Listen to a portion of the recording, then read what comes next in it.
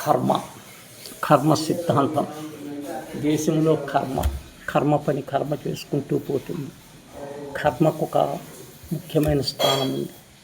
మనం ఏ పని చేసినా కర్మానుసారంగా, కర్మానుగుణంగా, కర్మ విధులుగా చేసుకుంటూ పోతుంది.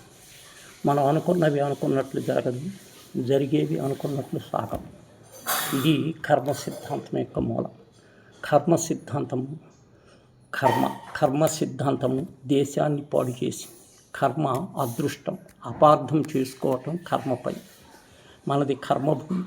పనులు భూమి మీద ఆధారం, శ్రమ మీద బ్రతుకు. మంచి పనికి ఫలితం, చెడు పనికి చెడు.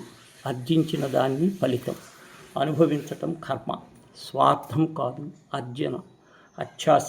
సమాజ శ్రమ అవసరం, అందరిది సమాజ శ్రమ. ఆచరణలో అసాధ్యం, సొత్తు సమాజానిదే, ఇవ్వటం ఆనందం. శృతి. చెవిన పడింది విన్నది, విన్నది సంప్రదాయం. సంస్కృతులను కించపరిచే, హేళన చేయటం, బానిసత్వాన్ని వాడుకోవటం. ఎదుటివారిని ఒప్పించటం, వాటిని నమ్మకుండా చేయటం. శృతి అంటే విన్నది, అక్షరం లేదని వ్యాఖ్య, వల్లించబడింది నిజం, మనం నమ్ముతున్నాం. ఆనందానికి అవధులు లేవు. నిధి దొరికితే పదవి అందినా ప్రత్యక్షం అయినా ఆనందం లభించను. అక్షరానికి, శబ్దానికి, అందానికి మనసు ఉప్పొంగి ఉరకలు వేస్తుంటే మనసు వయసులో నిమిత్తం లేదు. పురి విప్పుతుంది, నాట్యం చేసింది, ఎగిరింది, గంతులు వేసింది, తైతక్కలాడింది.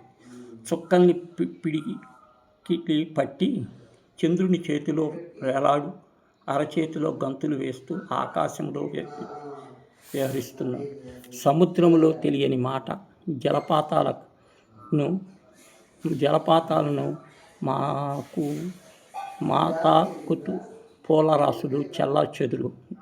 నాకు పరమానందం చేయుట. ఊపిరి ఆశించినట్లు ఆనందంలో ముంచింది ఏమా. ఆనందం, ఆవేశం బయట పడితే అదే ప్రత్యక్షం.